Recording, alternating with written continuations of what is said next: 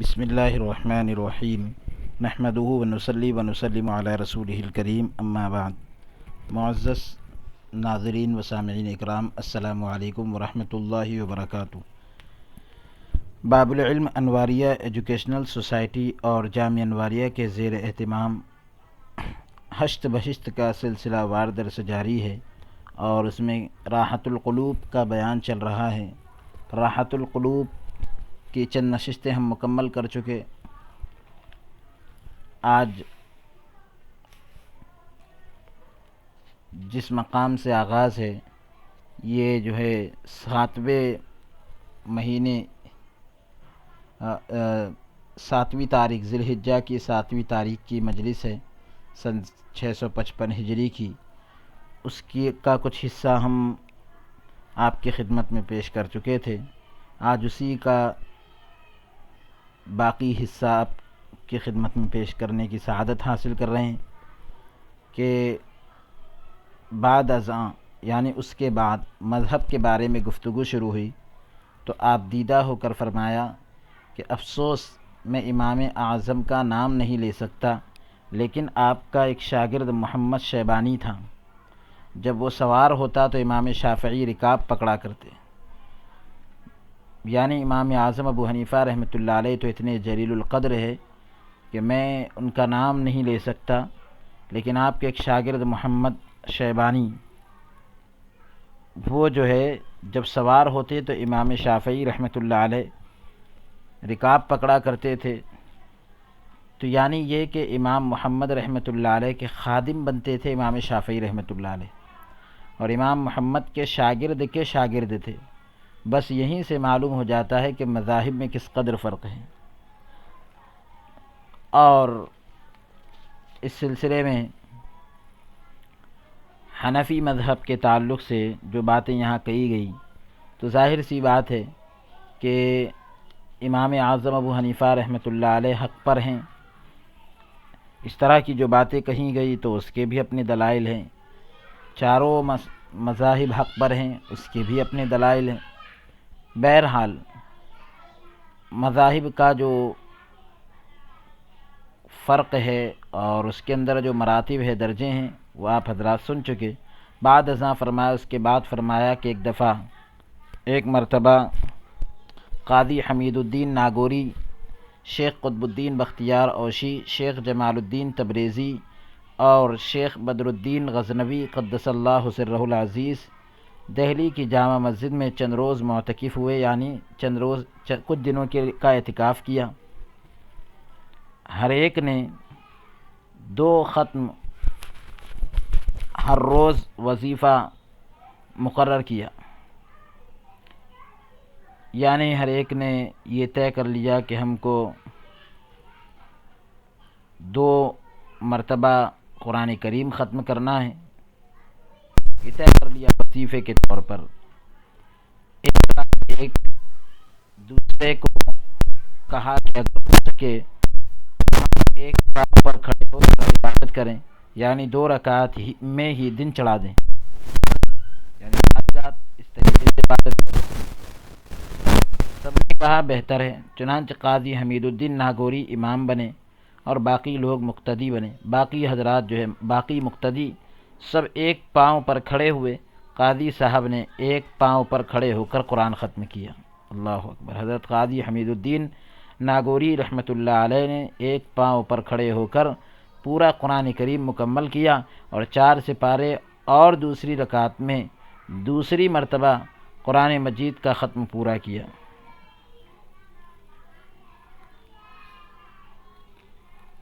تو اس طریقے سے آپ کا یہ معاملہ تھا۔ پھر سلام کہہ کر التجا کی کہ پروردگار، جیسا عبادت کا حق ہے ویسے ہم سے ادا نہیں ہو سکا، جیسے عبادت کا حق ہے ویسے ہم سے ادا نہیں ہو سکا، بس ہمیں بخش، ہمیں معاف فرما دے، اور ہماری خدمت سے اپنی کمال معرفت کے سبب درگزر کر، یعنی ہم سے جو کوتاہی ہو رہی ہے تو اللہ تو اپنی کمال معرفت کی وجہ سے درگزر فرما دے۔ کونے سے آواز آئی کہ اے ہمارے دوستو، تم نے مجھے اچھی طرح پہچانا اور عمدہ طاعت کی، یعنی تم نے اچھی طریقے سے اللہ کو پہچان لیا اور اللہ کی بہترین طریقے سے عبادت کی، بس تمہیں بخشا، تمہیں معاف کر دیا، اور جو تمہارا مطلوب ہے یعنی جس چیز کی تم طلب کر رہے ہو وہ تمہیں دیا۔ پھر وہاں سے جدا جدا ہو گئے اور سفر اختیار کیا۔ بعد ازاں اس کے بعد اس بارے میں گفتگو شروع ہوئی کہ مذہب کے شجرے سے ضرور واقف ہونا چاہیے، مذہب کا جو شجرہ ہے اس سے ضرور واقف ہونا چاہیے، باخبر ہونا چاہیے۔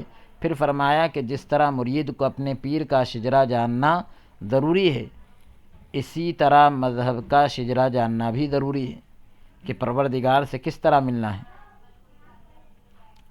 پھر فرمایا کہ اگر سوال کیا جائے کہ تو کس کے مذہب میں ہے، تو کہو کہ امام اعظم کوفی رحمۃ اللہ علیہ کے مذہب میں، امام اعظم ابراہیم علقمہ کے مذہب میں، علقمہ جو ہے ابراہیم نجفی کے مذہب میں یا ابراہیم نخعی کے مذہب میں، امام نجفی امام عبداللہ مسعود رضی اللہ عنہ کے مذہب میں، امام مسعود ابو ہریرہ رضی اللہ عنہ کے مذہب میں، ابو ہریرہ رضی اللہ عنہ رسول خدا صلی اللہ علیہ وآلہ وسلم کے مذہب میں۔ تو اس طریقے سے یہ سلسلہ بتلایا۔ رسول خدا ابراہیم خلیل اللہ کے مذہب میں، اور ابراہیم خلیل اللہ حضرت نوح نجی اللہ کے مذہب میں، حضرت نوح حضرت شیث علیہ السلام کے مذہب میں، حضرت شیث حضرت آدم علیہ السلام کے مذہب میں، حضرت آدم علیہ السلام جبرائیل علیہ السلام کے مذہب میں، حضرت جبرائیل علیہ السلام حضرت میکائیل علیہ السلام کے مذہب میں، حضرت میکائیل حضرت اسرافیل علیہ السلام کے مذہب میں، حضرت اسرافیل حضرت عزرائیل علیہ السلام کے مذہب میں، اور حضرت عزرائیل حضرت احدیت صمدیت کے مذہب میں۔ آگے خدا کو معلوم ہے اور کسی کو معلوم نہیں۔ تو اس طریقے کا یہ مذہب بتلایا گیا۔ یہ سارے جو کڑیاں ہیں یہ سب اللہ سے جا کر ملتی ہے۔ پھر ادعیہ قرآنی اور دعائیں معصورہ کے بارے میں گفتگو شروع ہوئی۔ جو قرآنی دعائیں ہیں اور منقول جو دعائیں ہیں اس کے بارے میں گفتگو شروع ہوئی، تو زبان مبارک سے فرمایا کہ انسان کو دعا اور آیات قرآنی سے خالی نہیں ہونا چاہیے، ہمیشہ اسی کام میں لگا رہے تاکہ اللہ تعالیٰ کی امان میں رہے، اللہ تبارک و تعالیٰ کی حفاظت میں رہے۔ پھر فرمایا کہ تہجد کی نماز میں رسول خدا صلی اللہ علیہ وآلہ وسلم پر فرض ہے، تہجد کی نماز میں رسول خدا صلی اللہ علیہ وسلم، یعنی مطلب یہ کہ تہجد کی نماز حضور علیہ السلام پر فرض ہے اور ہمارے حق میں سنت۔ اس میں 8 رکعت سحر کے قریب ادا کی جاتی ہے۔ ان رکعتوں میں جس قدر قرآن شریف جانتا ہو پڑھے، البتہ قرات دراز ہونی چاہیے، یعنی قرات اس میں زیادہ لمبی ہونی چاہیے، کیونکہ رسول خدا صلی اللہ علیہ وآلہ وسلم قرات دراز کیا کرتے تھے، تو قرات کو لمبا کیا کرتے تھے، یعنی قرآن کریم کا حصہ جو ہے زیادہ پڑھا کرتے تھے۔ پھر فرمایا کہ ایک بزرگ ابن شیخ قطب الدین نام سے جو ازہد بزرگ تھے، بہت بڑے بزرگ گزرے ہیں، ان سے تہجد کی نماز ایک دفعہ فوت ہو گئی، تہجد کی نماز چھوٹ گئی، آپ کو زانوں میں درد شروع ہوا، زانوں کے اندر جو ہے درد شروع ہونے لگا۔ چند روز اسی درد میں مبتلا رہے، اسی درد کے اندر گرفتار رہے۔ آخر معلوم کرنا چاہا کہ درد کیوں ہے۔ آواز آئی، اے بزرگ، تو نے تہجد کی نماز فوت کر دی، تہجد کی نماز چھوڑ دی، اسی وجہ سے تو درد میں مبتلا ہے، درد کے اندر گرفتار ہے۔ بعد ازاں فرمایا، اس کے بعد کہنے لگے کہ شیخ الاسلام معین الدین حسن سنجری قدس اللہ سرہ العزیز کے اوراد میں عبداللہ بن مسعود رضی اللہ عنہما کی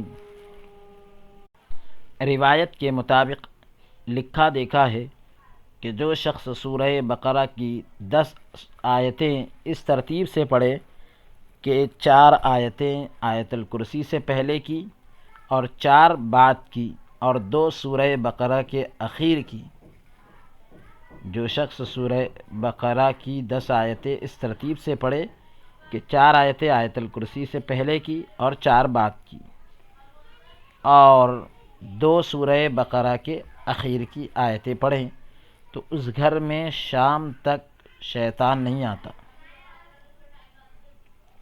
پھر فرمایا کہ جس کو مفلسی لاحق ہو، جس کو محتاجی لاحق ہو، وہ لا حول ولا قوت الا باللہ العلی العظیم بکثرت پڑھے، زیادہ سے زیادہ لا حول ولا قوت الا باللہ العلی العظیم پڑھے، تو جو مفلسی ہے، محتاجی ہے، وہ دور ہوگی۔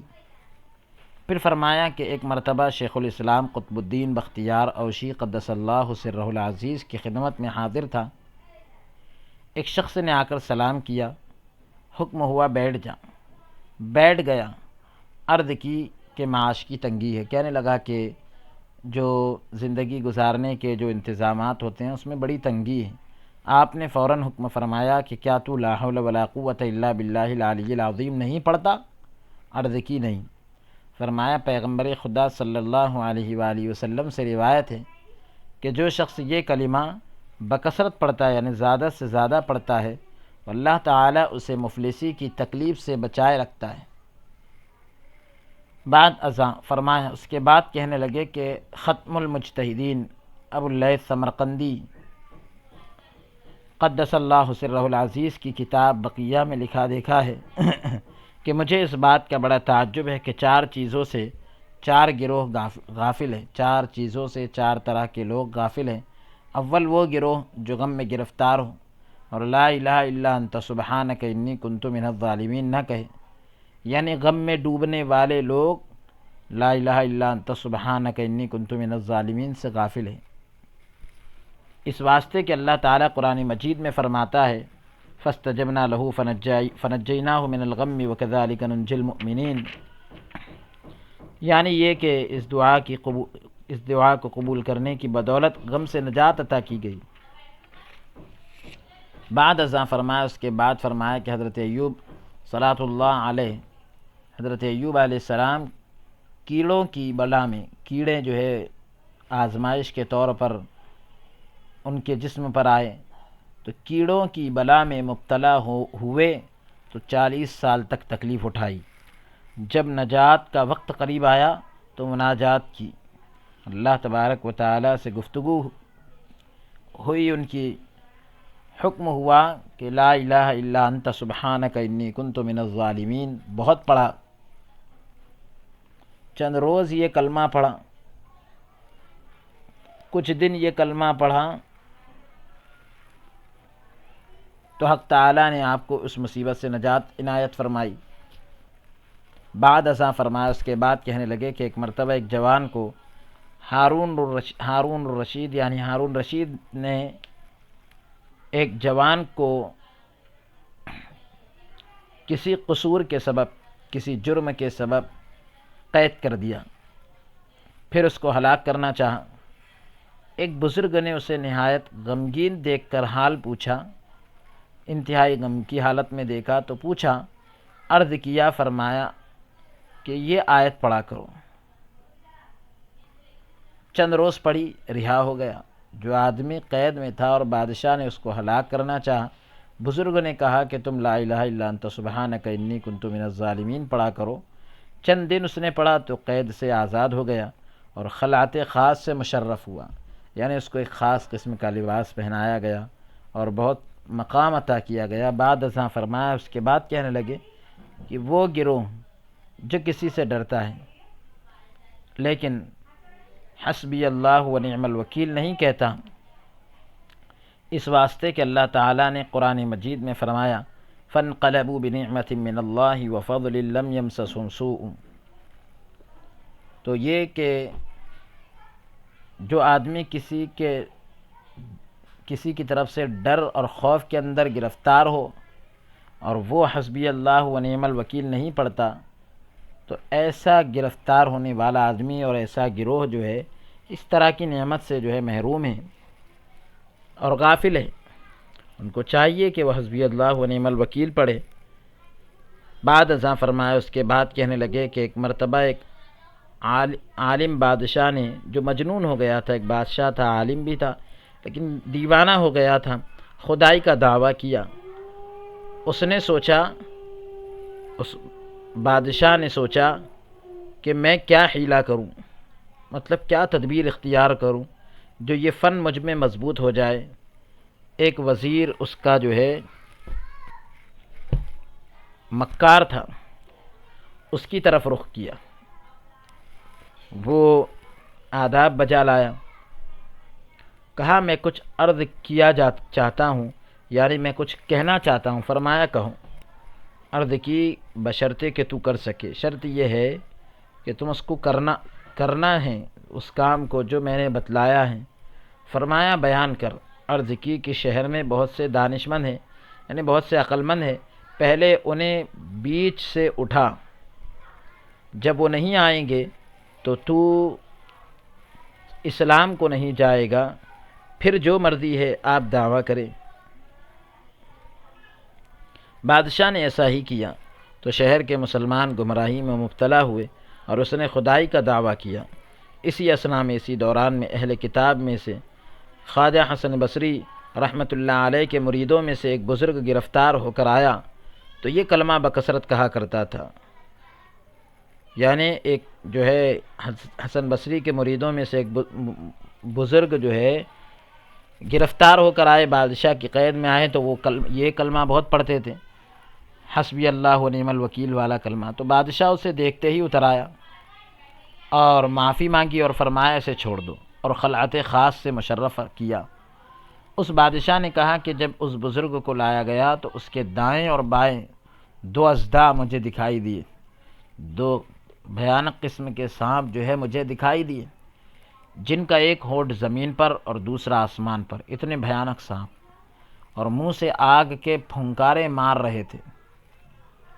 انہوں نے مجھے نگلنا چاہا، وہ جو اژدھے تھے انہوں نے مجھے نگلنا چاہا، میں نے عاجزی کی، کہا کہ اس بزرگ سے دستبردار ہو جائیں، نہیں تو ہم تمہیں ہلاک کر دیں گے۔ جب اس بزرگ سے پوچھا گیا کہ آپ کس طرح رہا ہوئے، آپ کس طرح چھٹکارا پائے کہ بادشاہ کی قید میں چلے گئے تھے آپ، تو بزرگ نے فرمایا کہ میں حسبی اللہ و نعم الوکیل، نعم المولا و نعم النصیر بہت دفعہ پڑھا کرتا تھا، کئی بار یہ پڑھتا تھا۔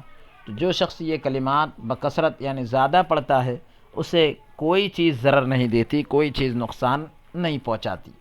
بعد ازاں اس کے بعد شیخ الاسلام نے فرمایا کہ تیسرا گروہ وہ ہے جو لوگوں کے مکر سے ڈرے اور افوض امری الی اللہ ان اللہ بصیر بالعباد نہ پڑھے، یعنی لوگوں کے مکر سے ڈرنے والے لوگ قرآن کریم کی اس آیت سے غافل ہیں۔ اگر وہ یہ آیت پڑھیں تو لوگوں کے مکر کا ان پر کوئی اثر نہ ہوگا، کیونکہ آدمی جب یہ کہہ رہا ہے کہ میں اپنے معاملے کو اللہ کے سپرد کرتا ہوں، تو ظاہر سی بات ہے کہ پھر اب کسی کا مکر جو ہے اس آدمی پر اثر نہیں کر سکتا، کیونکہ وہ اللہ تبارک و تعالیٰ کی حفاظت میں، اللہ کے امان میں۔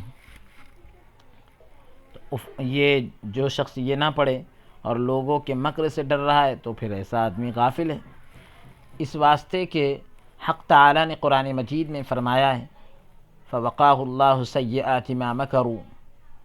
پھر شیخ الاسلام نے فرمایا کہ خواجہ حسن بصری رحمۃ اللہ علیہ جب حجاج بن یوسف کے پاس جاتے تو یہ آیت پڑھتے۔ حجاج بن یوسف سوگند کھا کر کہتا، یعنی قسم کھا کر وہ کہتا، حلف لے کر کہتا کہ مجھے کسی سے اتنا ڈر نہیں لگتا جتنا کہ خواجہ حسن بصری رحمۃ اللہ علیہ سے ڈر لگتا ہے۔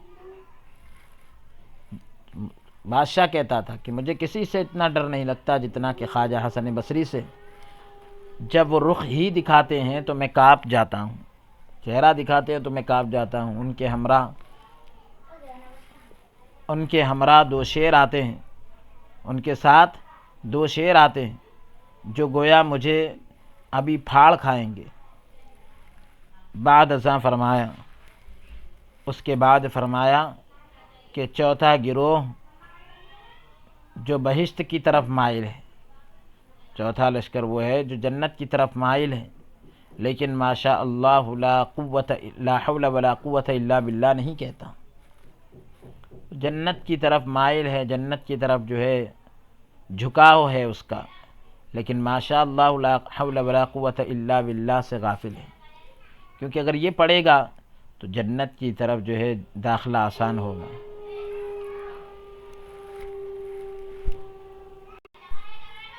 قولہ تعالی، اللہ تعالیٰ کا فرمان ہے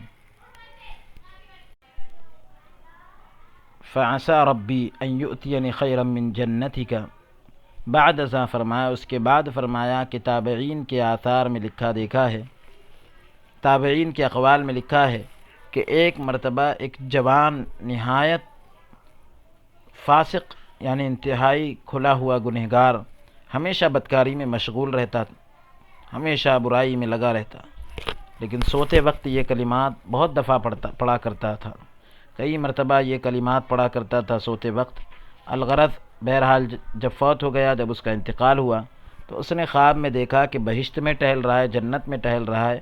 متعجب ہو کر پوچھا، حیران یعنی تعجب کے عالم میں اور تعجب زدہ ہو کر اس نے پوچھا تو کہا کہ اگرچہ میں یہ کام کیا کرتا تھا، یعنی میں یہ غلط کام کیا کرتا تھا، لیکن صبح شام یہ کلمات ماشاء اللہ لا حول ولا قوت الا باللہ بکثرت کہا کرتا تھا، بہت زیادہ پڑھا کرتا تھا۔ جو سعادت مجھے نصیب ہوئی ہے، یہ جو خوشبختی مجھے نصیب ہوئی ہے، اسی کے سبب سے ہوئی ہے، اسی وجہ سے میں جنت میں یعنی ٹہل رہا ہوں۔ بعد ازاں اس کے بعد قبر کے ڈر کے بارے میں گفتگو شروع ہوئی تو فرمایا کہ ایک شخص نے عبداللہ بن عباس رضی اللہ عنہما سے پوچھا، فرمایا کہ میں ایک ایسی چیز بتاتا ہوں کہ اگر تو کرے گا تو نہیں ڈرے گا۔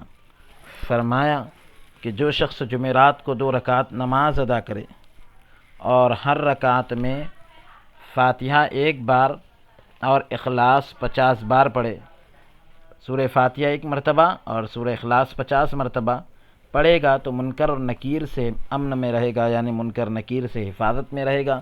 بعد ازاں فرمایا اس کے بعد فرمایا کہ اس شخص نے 2 رکعت نماز ادا کرنے کی عادت مقرر کی، عادت بنا لی، 2 رکعت نماز ادا کرنے کی۔ شرح اولیاء میں لکھا دیکھا ہے کہ جب وہ شخص مر گیا تو جواب میں اس سے پوچھا گیا کہ اللہ تعالی نے تجھ سے کیسا سلوک کیا اور منکر نکیر سے کس طرح رہائی پائی، کس طرح چھٹکارا پایا۔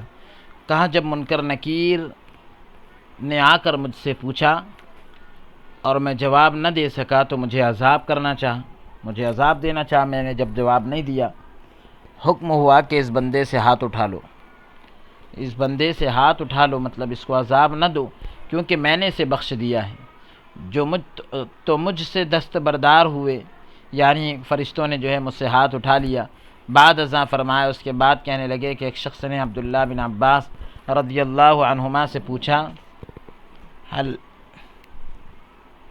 عندك ضغطة القبر؟ قال نعم، یعنی تیرے پاس کوئی ایسی چیز ہے جو قبر کے عذاب سے چھڑائے؟ فرمایا ہاں، جو شخص 2 رکعت نماز ادا کرے اور ہر رکعت میں الحمد 1 بار اور اذا زلزلت الارض 15 مرتبہ پڑھے، وہ عنایت الہی سے، خدا کی عطا سے، عذاب قبر سے رہا ہوگا، نجات پائے گا۔ بعد ازاں فرمایا اس کے بعد کہنے لگے کہ ایک دفعہ ایک مرتبہ میں شیخ الاسلام قطب الدین بختیار اوشی رحمۃ اللہ علیہ کی خدمت میں بیٹھا تھا اور بہت سے بزرگ اور مشائخ حاضر خدمت تھے اور بات قبر کے خوف کے بارے میں ہو رہی تھی۔ مولانا شہاب الدین قریشی بھی جو دہلی کے مفتی تھے حاضر تھے، یعنی وہ بھی موجود تھے۔ فرمایا جو ان 5 صورتوں کو لکھ کر ہر روز، جو ان 5 صورتوں کو لکھ کر ہر دن پڑھا کرے وہ قبر کے عذاب سے امن میں رہے گا، قبر کے عذاب سے محفوظ رہے گا، حفاظت میں رہے گا۔ وہ 5 صورتیں یہ ہیں: المزمل والشمس والضحیٰ واللیل اور علم نشرح۔ یہ 5 صورتیں، سورہ مزمل، سورہ والشمس، سورہ والضحیٰ اور سورہ واللیل اور سورہ علم نشرح۔ تو وہ قبر کے عذاب سے محفوظ رہے گا جو شخص ان 5 صورتوں کو لکھ کر ہر دن پڑھا کرے۔ بعد ازاں اس کے بعد میں نے کہا کہ خاندان بیس کا ایک درویش فوت ہو گیا، انتقال کر گیا۔ جب اسے دفن کیا گیا تو اسی وقت فرشتوں نے آ کر سوال کیا، اس درویش نے صحیح جواب دیا، اس درویش نے صحیح جواب دیا۔ اسی وقت اس کی قبر سے روشنی نمودار ہوئی، روشنی ظاہر ہوئی۔ اسے خواب میں دیکھ کر حال پوچھا کہ اللہ تعالیٰ نے تجھ سے کیسا سلوک کیا؟ کہا بخش دیا، اللہ تعالیٰ نے مجھے معاف کر دیا۔ اور نہایت مہربانی کی، اللہ تعالیٰ نے میرے ساتھ بہت مہربانی کا معاملہ کیا جس کی کوئی انتہا نہیں۔ حکم ہوا کہ تجھے اس دعا کے عوض ہم نے بخش دیا۔ بعد ازاں اس کے بعد شیخ الاسلام نے فرمایا کہ حدیثوں میں لکھا ہے کہ جو شخص نماز فریضہ کے بعد، فرض نمازوں کے بعد 3 مرتبہ سورہ اخلاص اور 3 مرتبہ درود شریف پڑھے، بعد ازاں اس کے بعد 1 مرتبہ یہ آیت پڑھے وَمَن يَتَّقِ اللَّهَ يَجْعَل لَّهُ مَخْرَجًا وَيَرْزُقْهُ مِنْ حَيْثُ لَا يَحْتَسِبُ وَمَن يَتَوَكَّلْ عَلَى اللَّهِ فَهُوَ حَسْبُهُ إِنَّ اللَّهَ بَالِغُ أَمْرِهِ قَدْ جَعَلَ اللَّهُ لِكُلِّ شَيْءٍ قَدْرًا۔ اور آسمان کی طرف پھونکے تو حق تعالیٰ اس بندے کو 3 نعمتیں عنایت کرتا ہے، 3 نعمتوں سے نوازتا ہے۔ ایک درازی عمر، اس کی عمر کے اندر اللہ تبارک و تعالیٰ درازی فرماتا ہے، اس کی عمر کو لمبی فرماتا ہے۔ دوسرے زیادتی مال کو بڑھاتا ہے۔ تیسرے برخورداری کہ بہشت میں بے حساب داخل ہوگا۔ یہ 3 نعمتیں اسے عطا ہوگی۔ شیخ الاسلام یہی حکایت بیان فرما رہے تھے کہ نماز کی اذان ہوئی، آپ نماز میں مشغول ہوئے، میں اور لوگ واپس چلے آئے، الحمدللہ علی ذالک۔ 20ویں ماہ مذکور یعنی غالباً ذی الحجہ کے مہینے کی 20 تاریخ کو سن 655 ہجری کو قدم بوسی کا شرف حاصل ہوا۔ چاشت کے وقت جماعت خانے میں بیٹھے تھے اور بہت سے درویش حاضر خدمت تھے۔ میں آداب بجا لایا، جو آداب ہوتے ہیں اس کا لحاظ کرتے ہوئے میں پہنچا تو فرمایا کہ اے خدا کے دوست بیٹھ جا۔ میں بیٹھ گیا۔ حاضرین سے مخاطب ہو کر فرمایا کہ میں نے اللہ تعالیٰ سے یہ التجا کی ہے، درخواست کی ہے کہ مولانا نظام الدین جو کچھ اللہ تعالیٰ سے طلب کرے انہیں مل جائے۔ مولانا نظام الدین جو بھی اللہ سے مانگے اللہ انہیں عطا کر دے۔ بعد ازاں اس کے بعد جو ہے درود کے بارے میں گفتگو شروع ہوئی تو فرمایا کہ آثار مشائخ میں آیا ہے اور میں نے لکھا بھی دیکھا ہے کہ جو شخص رسول خدا صلی اللہ علیہ وآلہ وسلم پر 1 مرتبہ درود بھیجتا ہے وہ گناہوں سے ایسا پاک ہوتا ہے کہ گویا ابھی ماں کے پیٹ سے نکلا ہے، اور 1 لاکھ نیکی اس کے نام اعمال میں لکھی جاتی ہے اور اسے اولیاء اللہ سے پکارا جاتا ہے، یعنی اولیاء اکرام کی جماعت میں اس کا شمار ہوتا ہے۔ بعد ازاں اس کے بعد فرمایا کہ صحابہ، تابعین اور مشائخ میں سے ہر ایک نے اسے اپنا وظیفہ مقرر کیا، اپنا وظیفہ بنا لیا۔ اگر کسی رات اس وظیفے میں ان سے ناغہ ہو جاتا ہے تو اپنے تئیں مردہ تصور کرتے ہیں، یعنی خود کو مردہ خیال کرتے ہیں اور اپنا ماتم کرتے کہ آج رات ہم مردے ہیں، اگر زندہ ہوتے تو خواجہ کائنات صلی اللہ علیہ وسلم کے درود میں ہم سے ناغہ نہ ہوتا ہے۔ حضور علیہ الصلاۃ والسلام کے جو درود ہوتا ہے، پر جو درود بھیجا جاتا ہے وہ ہم سے ناغہ نہیں ہوتا۔ بعد ازاں فرمایا اس کے بعد جو ہے کہنے لگے کہ 1 مرتبہ خواجہ یحییٰ معاذ رحمۃ اللہ علیہ سے درود کا وظیفہ فوت ہو گیا، چھوٹ گیا۔ ہر روز ہر دن 3000 مرتبہ درود پڑھا کرتے تھے۔ الغرض جب دن ہوا تو اپنا ماتم کیا، رات میں 3000 مرتبہ درود شریف پڑھا کرتے تھے، ایک دن چھوٹ گیا تو جب دن نکلا تو جو ہے اپنا ماتم کیا، یعنی افسوس کا اظہار کیا، اور ایسا ماتم کیا، ایسا غم کا اظہار کیا جیسے کوئی مردے کے کے لیے بیٹھتا ہے، اس طرح بیٹھے۔ لوگوں نے آ کر حالت پوچھی کیا سبب ہے، کیا وجہ ہے کہ آپ ایسا غم کی حالت میں بیٹھے ہیں؟ فرمایا آج رات وظیفے میں مجھ سے ناغہ ہو گیا، جو میرا وظیفہ تھا آج رات مجھ سے چھوٹ گیا۔ یہ ماتم اسی وجہ سے ہے کیونکہ میں اس جہان کی سعادت سے محروم رہ گیا ہوں۔ اس دنیا کی جتنی سعادت ہے، جتنی خوش نصیبی ہے، میں اس سے آج محروم رہ گیا۔ خواجہ یحییٰ معاذ رازی یہی حکایت کر رہے تھے، بیان کر رہے تھے کہ فرشتہ غیبی نے آواز دی کہ اے یحییٰ، جس قدر ثواب، یعنی جتنا ثواب تجھے ہر رات کو ملا کرتا تھا اس سے کئی 100 گنا گزشتہ رات کا ثواب دیا اور تیرا نام درود بھیجنے والوں میں لکھا گیا۔ پھر شیخ الاسلام روئے اور فرمایا کہ خواجہ ثنائی رحمۃ اللہ علیہ نے سرور کائنات صلی اللہ علیہ وآلہ وسلم کو خواب میں دیکھا کہ خواجہ صاحب سے چہرہ مبارک چھپا لیا. خواجہ صاحب نے دوڑ کر پائے پر بوسہ دیا. پیارے آقا علیہ الصلوۃ والسلام کو خواب میں دیکھا اور یہ دیکھ رہے ہیں کہ آپ نے جو ہے خواجہ صاحب سے چہرہ مبارک چھپا لیا. تو خواجہ صاحب نے دوڑ کر پیر مبارک پر بوسہ دیا اور عرض کی یا رسول اللہ صلی اللہ علیہ وآلہ وسلم میری جان آپ پر فدا ہو، کس واسطے چہرے مبارک مجھ سے چھپایا ہے؟ آپ نے کس لیے مجھ سے چہرے کو جو ہے چھپا لیا؟ بغل میں لے کر فرمایا کہ تو نے درود بھیج کر میری اس قدر مدح کی ہے، درود بھیج کر میری اس قدر تعریف کی ہے کہ اب میں شرمندہ ہوں کہ میں کس طرح عذر خواہی کروں. بعد ازاں اس کے بعد شیخ الاسلام زار زار روئے، بہت زیادہ روئے اور فرمایا سبحان اللہ، اللہ تعالیٰ کے ایسے بندے بھی ہیں کہ جن سے کثرت درود کے سبب سرور کائنات صلی اللہ تعالیٰ علیہ وآلہ وسلم شرمندہ ہیں.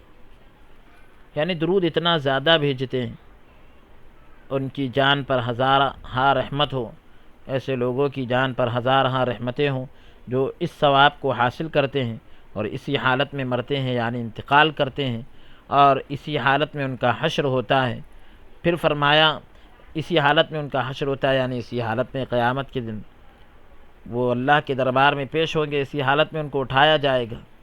پھر فرمایا کہ ایک مرتبہ یہودیوں کا ایک گروہ بیٹھا تھا، یہودیوں کا ایک قافلہ، ایک ٹولی یہودیوں کی بیٹھی ہوئی تھی.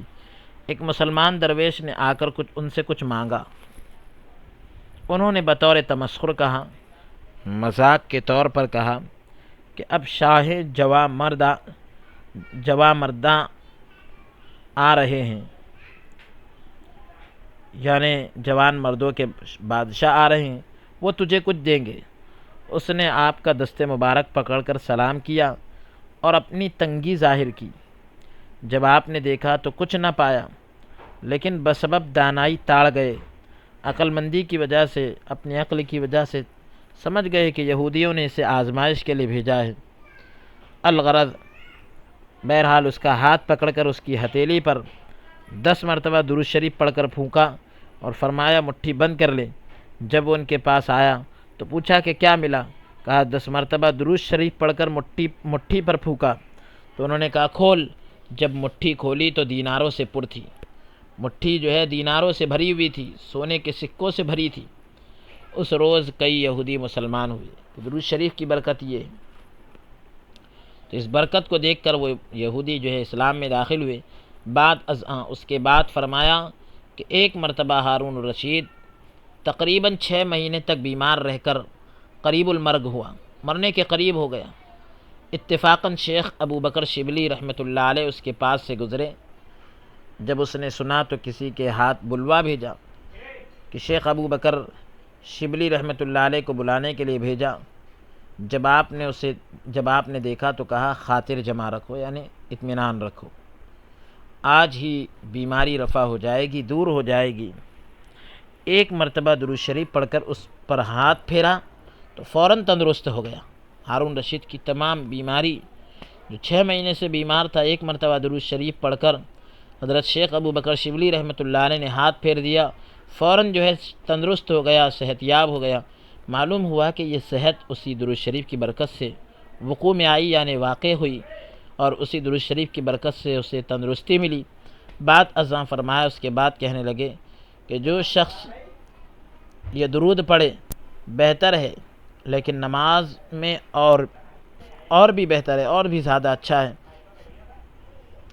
گو سارے درود یکساں ہے، سارے درود ایک جیسے ہیں، لیکن فضیلت میں ذرا فرق ہے، اور وہ 5 درود یہ ہیں. بسم اللہ الرحمن الرحیم. اللہم صلی علی محمد بعدد من صلی علیہ وصلی علی محمد بعدد من لم يصلی علیہ وصلی علی محمد کما تحب وترضى ان تصلی علیہ وصلی علی محمد كما تحب وترضى أن تصلى عليه وصلى على محمد كما ينبغي الصلاة عليه وصل على محمد كما أمرتنا بالصلاة عليه. پھر شیخ الاسلام نے فرمایا کہ یہی سبب ہے کہ مولانا لقید الحسن زندوسی رحمۃ اللہ علیہ نے روضہ مبارک میں درود کی بابت لکھا ہے، یعنی ان کی کتاب میں درود کے بارے میں لکھا ہے کہ اول امام شافعی رحمۃ اللہ علیہ کو خواب میں دیکھ کر پوچھا کہ اللہ تعالیٰ نے آپ سے کیسا سلوک فرمایا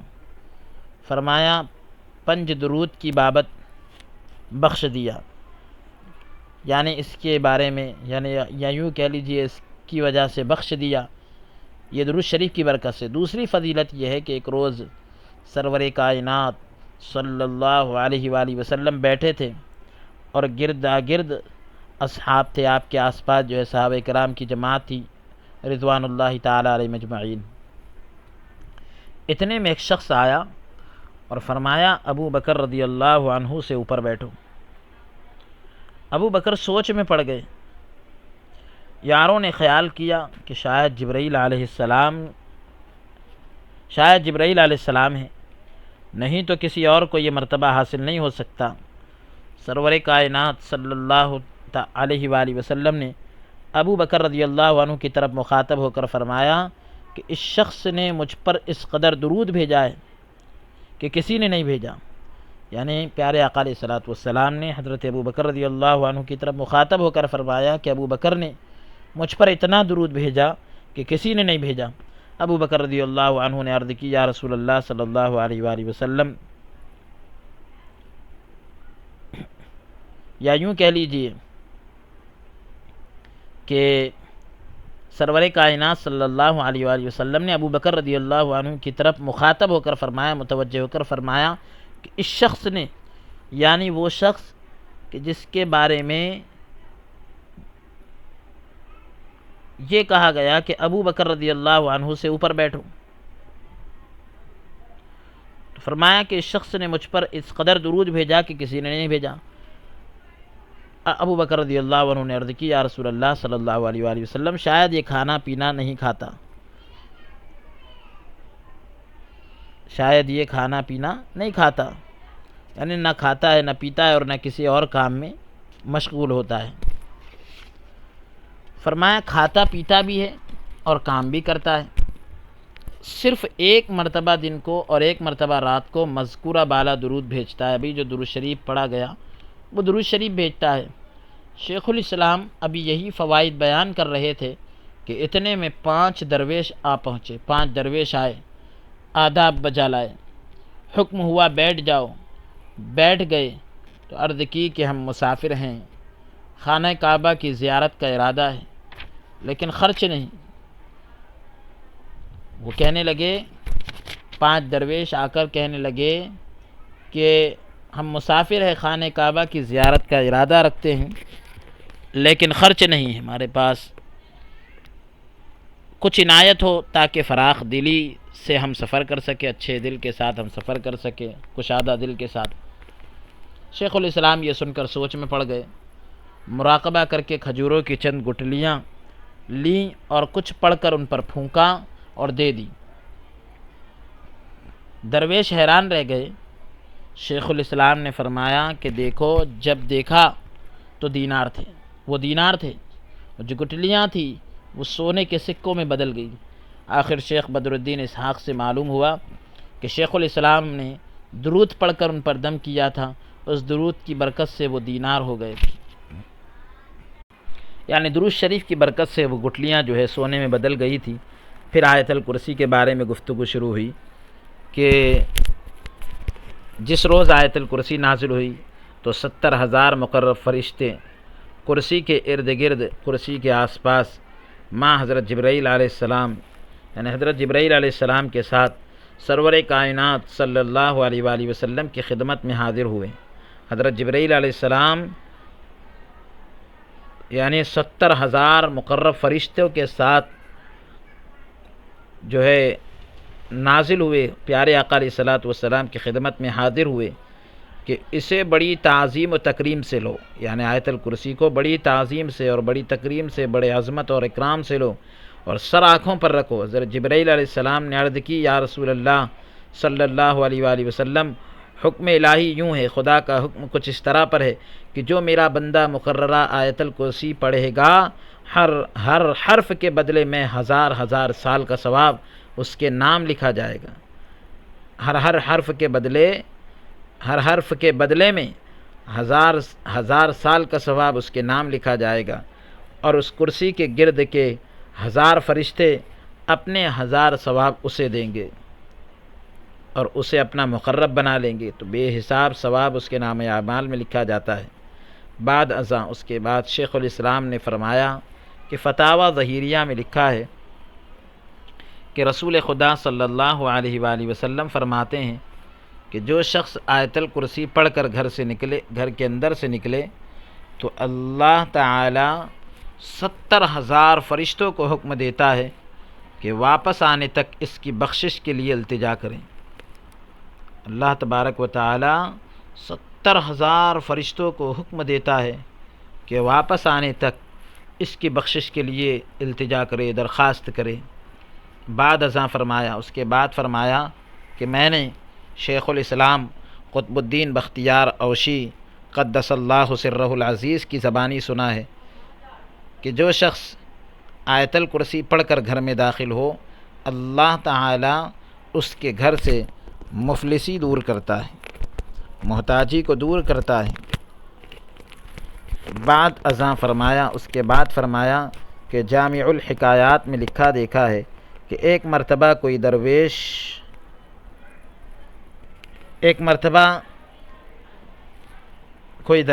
میں تھا، ایک رات اس کے گھر میں 10 آدمی آئے، یا یوں کہہ لیجئے کہ ایک مرتبہ ایک درویش تھا، ایک رات اس کے گھر میں 10 آدمی آئے اور اندر گھس آئے۔ اس درویش نے آیت الکرسی پڑھ کر باہر دم کیا، وہ چور اندھے ہو گئے۔ درویش نے اٹھ کر یہ حالت دیکھی تو پوچھا کہ کون ہوں؟ کہا ہم چور ہیں، چوری کرنے کی غرض سے، چوری کرنے کے ارادے سے آپ کے گھر آئے تھے، اندھے ہو گئے، اب دعا کرو کہ ہمیں آنکھیں مل جائیں، ہمیں روشنی مل جائیں۔ ہم نے اس کام سے توبہ کی اور آپ کے ہاتھ مسلمان ہوئے۔ اس بزرگ نے مسکرا کے فرمایا آنکھیں کھولو۔ اللہ تعالیٰ کے حکم سے بینا ہو گئی، یعنی روشنی واپس آ گئی، اور سب توبہ کر کے مسلمان ہو گئے۔ الحمدللہ علی ذالک۔ 27ویں ماہ مذکور کی ذی الحجہ کے مہینے کی 27 تاریخ سن 655 ہجری کو قدم بوسی کا شرف حاصل ہوا۔ دعا کے بارے میں گفتگو شروع ہوئی۔ فرمایا کہ امام محمد شیبانی رحمۃ اللہ علیہ، جو امام اعظم ابو حنیفہ کے شاگرد ہیں، ان کی کتاب میں امام جعفر صادق رضی اللہ عنہ کی روایت کے مطابق لکھا دیکھا ہے کہ پیغمبر خدا صلی اللہ علیہ وآلہ وسلم فرماتے ہیں کہ جسے کوئی مہم یا غم پیش آئے، یعنی کوئی اہم کام یا کوئی غم کی بات پیش آئے اور یا کوئی ایسا کام درپیش ہو جو قابل اصلاح نہ ہو، یعنی جو کام بنتا نہ ہو، ایسا کوئی کام پیش آ جائے تو صبح کی نماز کے بعد 100 مرتبہ لا حول ولا قوة الا باللہ العلی العظیم، یا حی یا قیوم، یا فرد یا وتر، یا احد یا صمد، فإن لم يصلح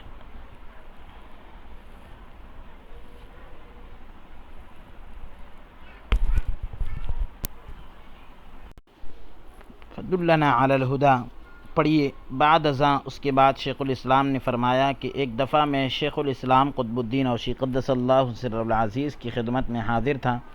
آپ دعا کے بارے میں فرما رہے تھے کہ جسے تنگی معاش ہو، یعنی گزر بسر کی تنگی ہو، وہ کشائش کے لیے یہ دعا پڑھے، کشادگی کے لیے یہ دعا پڑھے۔ بسم اللہ الرحمن الرحیم، یا دائم العز والملک والبقایا ذا المجد والعطایا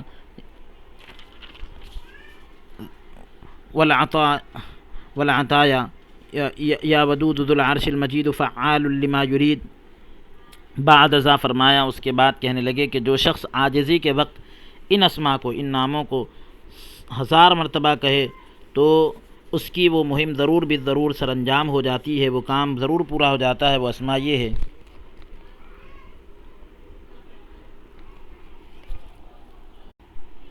اقوی معین، دلیل بحق ایاک نعبد و ایاک نستعین بعد ازاں، اس کے بعد فرمایا کہ امام زاہد رحمۃ اللہ علیہ کی تفسیر میں نے لکھا دیکھا ہے کہ جو شخص چاہے کہ اس کے اعمال قبول ہو وہ یہ دعا پڑھے، ربنا تقبل منا انک انت السمیع العلیم وتب علینا، ربنا تقبل منا انک انت السمیع العلیم۔ جب دنیا اور آخرت کی تنگی سے نجات چاہے اور دوزخ سے خلاصی یعنی دوزخ سے چھٹکارا چاہے تو یہ آیت پڑھے، ربنا آتنا فی الدنیا حسنۃ وفی الآخرۃ حسنۃ وقنا عذاب النار۔ اور جب ہر حالت میں صابر ہونا چاہے یعنی صبر کرنے والا بننا چاہے اور ہر کام میں ثابت قدم ہونا چاہے، جمنا چاہے تو اور دشمنوں پر فتح پانی چاہے، کامیابی حاصل کرنا چاہے تو یہ آیت پڑھے، ربنا افرغ علینا صبرا وثبت اقدامنا وانصرنا علی القوم الکافرین۔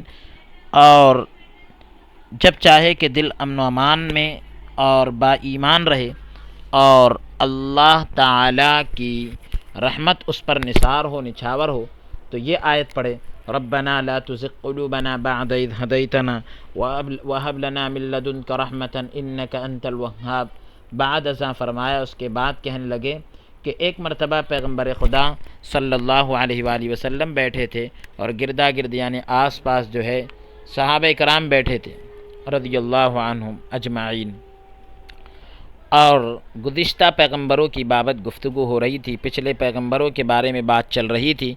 اسی اثنا میں ایک یار نے عرض کی، ایک دوست نے کہا، یا رسول اللہ صلی اللہ علیہ وآلہ وسلم، میرا دل ایمان سے کس طرح ایمن ہو،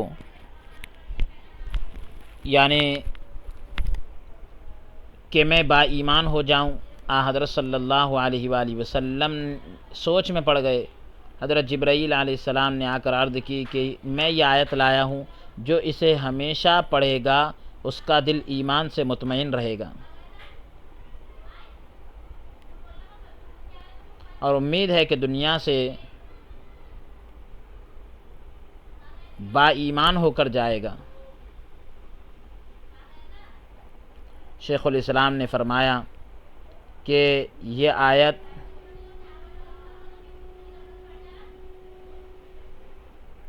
اس وقت نازل ہوئی کہ جبکہ صحابہ کرام رضوان اللہ علیہم اجمعین نے التجا کی تھی، درخواست کی تھی، اسی موقع پر فرمایا کہ جو اللہ تعالیٰ کے دوستوں سے ملنا چاہے تو یہ آیت بکثرت پڑھے، زیادہ سے زیادہ پڑھے، انک جامع الناس لیوم لا ریب فیہ ان اللہ لا یخلف المیعاد۔ بعد ازاں فرمایا، اس کے بعد کہنے لگے کہ جب کوئی شخص اس آیت پر مداومت کرے یعنی پابندی کرے تو وہ ضرور اللہ تعالیٰ کے دوستوں سے ملتا ہے، وہ ضرور اللہ تعالیٰ کے دوستوں سے ملتا ہے۔ ایسی سعادت سے اپنی تئیں محروم نہیں رکھنا چاہیے، یعنی خود کو محروم نہیں رکھنا چاہیے۔ پھر فرمایا کہ اگر کوئی نیک لڑکا لینا چاہے، اس کا غلام بھاگ گیا ہو یا اسے کوئی مہم پیش آئی ہو تو یہ آیت پڑھے، رب ہب لی من لدنک ذریۃ طیبۃ انک سمیع الدعاء۔ یعنی اگر کوئی یہ چاہتا ہے کہ اسے نیک لڑکا ملے یا اس کا بھاگا ہوا غلام واپس مل جائے یا کوئی اہم مسئلہ پیش ہو تو اس کو یہ آیت پڑھنا چاہیے، رب ہب لی من لدنک ذریۃ طیبۃ انک سمیع الدعاء۔ بعد ازاں اس کے بعد فرمایا کہ حضرت زکریا علیہ السلام، حضرت زکریا صلاۃ اللہ علیہ مناجات میں یہی آیت پڑھا کرتے تھے، تو اللہ تعالیٰ نے دعا قبول فرما کر فرزند یحییٰ کا سا عنایت فرمایا، یعنی حضرت یحییٰ علیہ السلام جیسا پیارا بیٹا ان کو عنایت فرمایا، جو جوانی اور لڑکپن میں خوف خدا سے اس قدر روئے کہ آپ کے رخساروں کا، آپ کے گال کا سارا گوشت اور پوست گل گیا، گوشت وغیرہ جو ہے سب گل گیا تھا۔ آپ کے والدین بھی روئے کہ بیٹا تو ابھی بچہ ہے، تو کیوں روتا ہے؟ عرض کی کہ والدہ صاحبہ، جب آپ چولہے میں آگ جلانا چاہتی ہیں تو پہلے چھوٹی لکڑیاں رکھ کر اوپر بڑی رکھتی ہیں، اس واسطے میں ڈرتا ہوں کہ شاید قیامت کے دن دوزخ میں پہلے چھوٹوں کو ڈالا جائے اور بعد میں بڑوں کو ڈالا جائے، اس لیے میں اللہ سے ڈرتا ہوں۔ بعد ازاں فرمایا، اس کے بعد کہنے لگے کہ ایک مرتبہ میں سیستان کی طرف مسافر تھا، وہاں کے اولیاء اور بزرگواروں سے ملاقات کی۔ ایک روز شیخ محمد سیستانی کی خدمت میں حاضر تھا، جو صاحب ولایت بزرگ تھے۔ سلوک کے بارے میں گفتگو شروع ہوئی تو درویش آپس میں بحث کر رہے تھے، اتنے میں ایک شخص آ کر آداب بجا لایا اور بیٹھ گیا۔ خواجہ محمد سیستانی نے اس کی طرف دیکھتے ہی درویشوں کو فرمایا کہ حاجت مند آیا ہے، یعنی ضرورت مند آیا ہے۔ اس شخص نے سجدہ کیا کہ واقعی فرمایا، جاؤ یہ آیت پڑھا کرو، اللہ تعالیٰ تمہیں فرزند عطا کرے گا، اللہ تعالیٰ تمہیں اولاد سے نوازے گا۔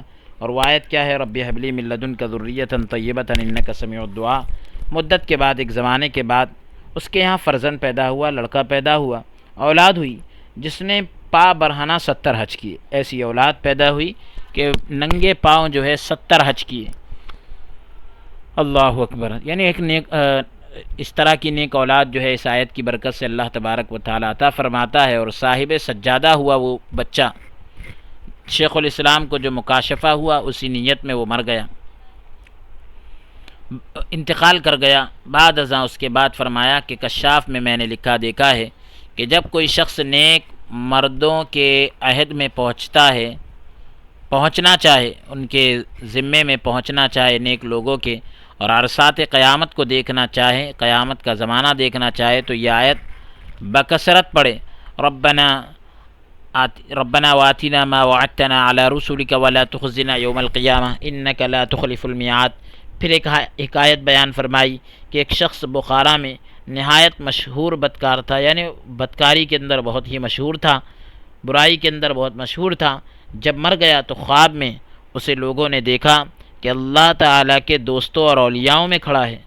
حیران ہو کر وجہ پوچھی، کہا تفسیر کشاف میں دیکھا تھا کہ جو شخص یہ آیت پڑھے ربنا واتنا ما وعدتنا علی رسولک ولا تخزنا یوم القیامہ انک لا تخلف المیعاد، تو اللہ تعالیٰ نیک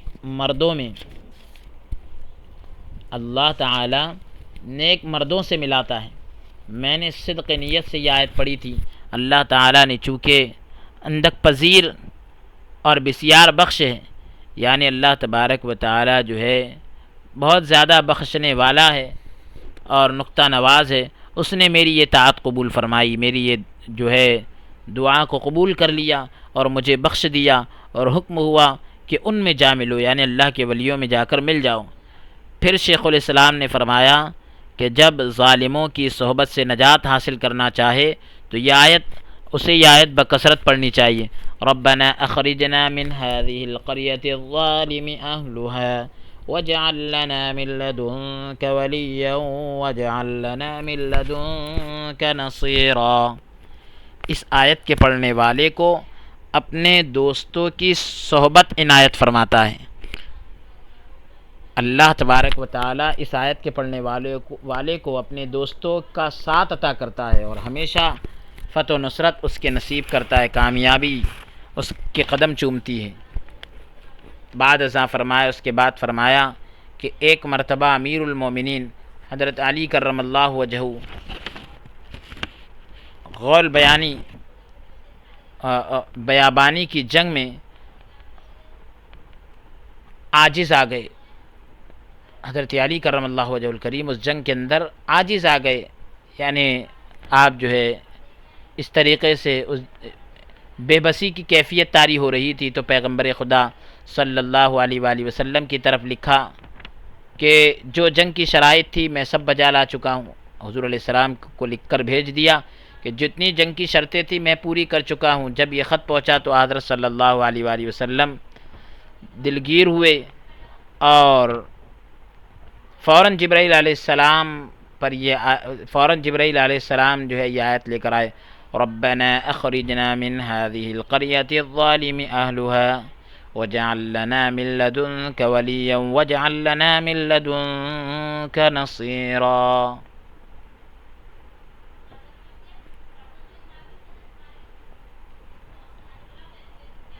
اب جب یہ آیت تلاوت کی گئی، حضرت صلی اللہ علیہ وآلہ وسلم نے یہ آیت حضرت علی کرم اللہ وجہہ الکریم کو لکھ کر بھیجی کہ اسے ہمیشہ پڑھا کرو، اللہ تعالیٰ نے اس آیت کی برکت سے فتح اور نصرت یعنی کامیابی عطا کی۔ چنانچہ اس غول بیابانی کو دوسرے روز زندہ مدینے میں پکڑ لائے، حضرت علی کرم اللہ وجہہ الکریم اس کو لے کر آ گئے، زندہ پکڑ کر لائے۔ پھر فرمایا کہ مولانا برہان الدین کی تفسیر میں صاحب ہدایہ لکھتے ہیں کہ جب کوئی شخص چاہے کہ اس پر برکت و رحمت نازل ہو، روزی فراخ ہو یعنی روزی کشادہ ہو، اور کسی کا محتاج نہ ہو، تو یہ آیت پڑھے، ربنا انزل علینا مائدۃ من السماء تکون لنا عیدا لاولنا وآخرنا وآیۃ منک وارزقنا وانت خیر الرازقین۔ بعد ازاں فرمایا اس کے بعد کہنے لگے کہ یہ آیت حضرت موسیٰ علیہ السلام کی قوم کے حق میں تھی، سب جو ہے بوجہ گمراہی ناشکر گزار ہوئے، تو اللہ تعالیٰ نے انہیں سور اور ریچھ کی یعنی خنزیر اور ریچھ کی صورت میں تبدیل کر دیا، بدل دیا۔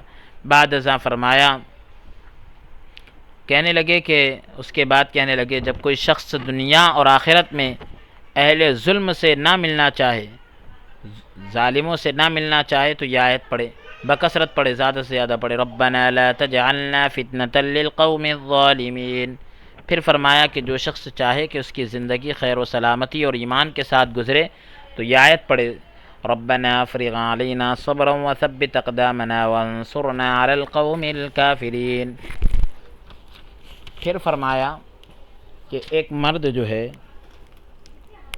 کسی ظالم کے ہاتھ گرفتار ہوا اور اس نے یہ آیت پڑھی، ربنا لا تجعلنا فتنة للقوم الظالمین ونجنا برحمتک من القوم الکافرین۔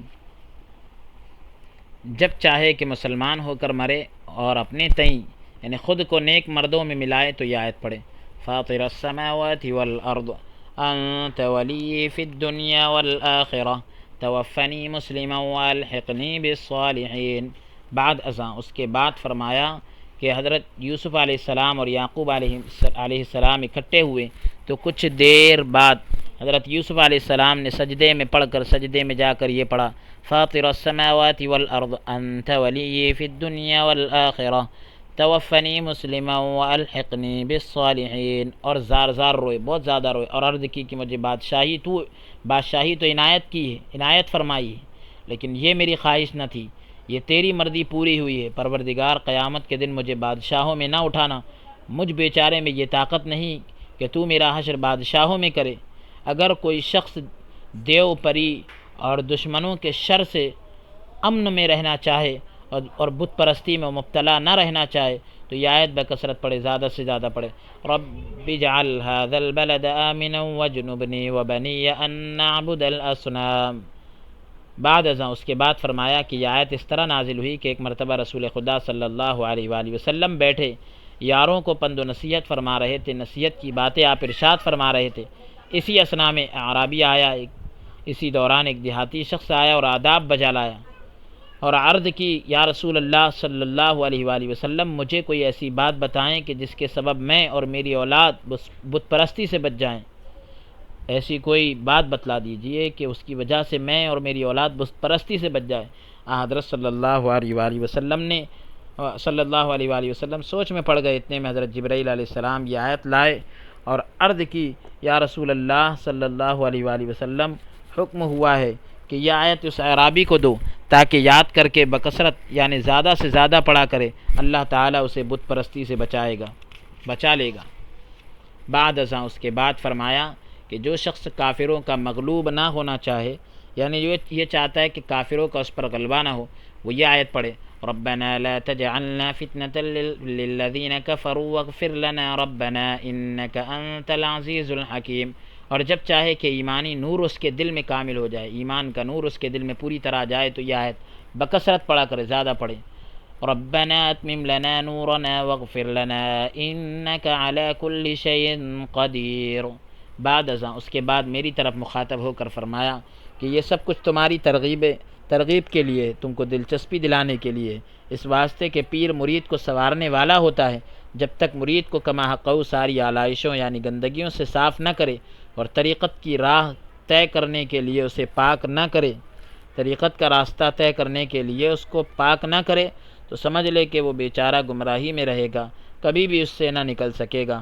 بعد ازاں اس کے بعد فرمایا کہ رسول خدا صلی اللہ علیہ وآلہ وسلم فرماتے ہیں کہ جو شخص اس دعا کو دن میں 1 مرتبہ پڑھے، اگر کسی دن مر جائے تو بہشتی ہوگا، یعنی جنتی ہوگا، اگر اس رات بھی مرے تو بہشتی ہوگا، جنتی ہوگا۔ دعا یہ ہے: بسم اللہ الرحمن الرحیم، لا الہ الا انت خلقتنی وانا عبدک وانا علی عہدک ووعدک ما استطعت اعوذ بک من شر ما صنعت ابوء لک بذنبی فاغفر لی فانہ لا یغفر الذنوب الا انت برحمتک یا ارحم الراحمین۔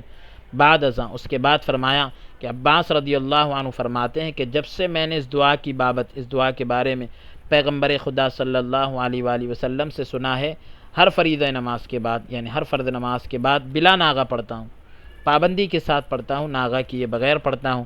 پھر فرمایا کہ وفات کے بعد لوگوں نے خواب میں دیکھ کر آپ سے پوچھا کہ اللہ تعالیٰ نے آپ سے کیسا سلوک کیا؟ فرمایا بخش دیا، اور اس دعا کی برکت سے جو رسول اللہ صلی اللہ علیہ وآلہ وسلم نے فرمائی تھی، بہشت عطا فرمایا، وہ دعا کی برکت سے اللہ نے مجھے جنت عطا فرمائی۔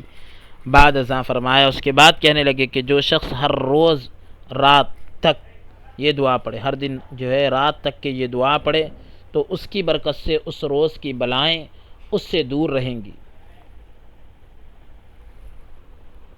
جب مصیبت آسمان سے نازل ہوتی ہے تو اس سے مصیبتیں دور رہیں گی، تو اس دعا کے پڑھنے والے سے دور ہی رہتی ہے۔ اگر اس شخص میں صدق اور اخلاص نہ ہو تو دعا کو رد کر کے اس شخص پر نازل ہوتی ہے، یعنی دعا کو لوٹا کر وہ مصیبت جو ہے اس پر آتی ہے۔ میں نے یہ خواص شیخ الاسلام خواجہ قطب الدین بختیار اوشی قدس اللہ سرہ العزیز کی زبانی سنے، یہ خاص باتیں سنی ہیں کہ انسان کو کسی حالت میں دعا کرنے اور شفیع بنانے سے خالی نہ رہنا چاہیے۔ کسی کو بھی اپنا سفارشی بنا لے اور سفارش کرنا اور اسی طریقے سے دعا کرنا چاہیے۔ پھر فرمایا کہ ابو طالب کی قوت القلوب میں لکھتے ہیں کہ رسول خدا صلی اللہ علیہ وآلہ وسلم فرماتے ہیں جو شخص اس دعا کو پڑھے رات تک اسے کوئی مصیبت نہیں پہنچتی، یعنی صبح پڑھ لے تو اسے رات تک کوئی مصیبت نہیں آتی۔ دعا یہ: بسم اللہ الرحمن الرحیم، انت ربی لا الہ الا انت علیک توکلت وانت رب العرش العظیم، ما شاء اللہ کان ولم یشأ لم یکن، اشہد ان لا الہ الا اللہ واعلم ان اللہ علی کل شیء قدیر وان اللہ قد احاط بکل شیء علما واحصى کل شیء عددا وانی اعوذ بک من شر نفسی ومن شر غیری ومن شر کل دابۃ انت آخذ بناصیتها ان ربی علی صراط مستقیم۔ بعد ازاں فرمایا اس کے بعد کہنے لگے کہ قاضی امام شعبی رحمۃ اللہ علیہ اپنی کفایہ میں لکھتے ہیں کہ بنی اسرائیل کے ایک بزرگ کے یہاں ایک جوان لونڈی تھی، اور وہ خود بڈھا تھا، وہ تو بہت بوڑھا تھا لیکن اس کی جو کنیز تھی وہ جوان تھی۔